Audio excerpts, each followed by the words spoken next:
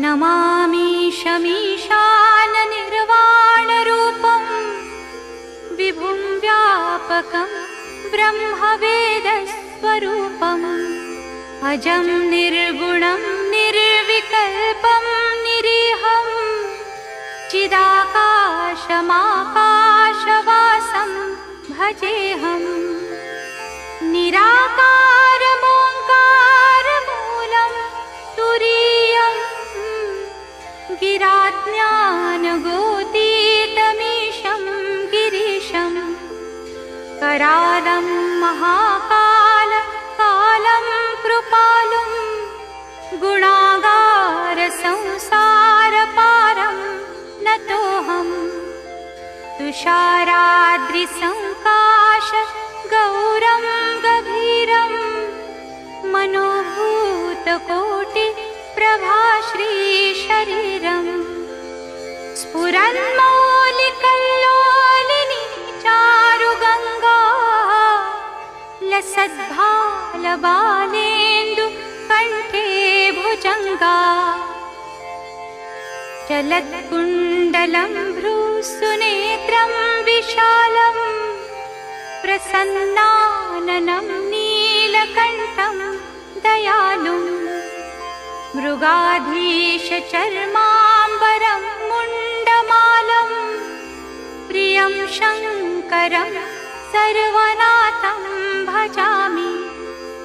प्रचण्डं प्रकृष्टं प्रगल्भं मरीशम् अखण्डं मजं भानुकोटिप्रकाशम् त्रयशूलनिर्मूलनं शूलपाणिं भजेऽहं भवानीपतिं भावगम्यं कलातीतकल्याणकल्पान्तकारी सदा सच्चिदानन्ददाता पुरारी चिदानन्दसन्दोहमोहापहारी प्रसीद प्रसीद प्रभो मन्मथारी न यावत् उमानाथ पादारविन्दं भजन्ति हलोके परे वा नराणां न तावत् सुखं शान्ति सन्तापनाशं प्रसीद प्रभो सर्वभूताधिवासम् न जानामि योगं जपं नैव पूजा नतोऽहं सदा सर्वदा शम्भुतुभ्यं जराजन्म दुःखौघतातप्यमानं प्रभो पाहि शापान्नमामीश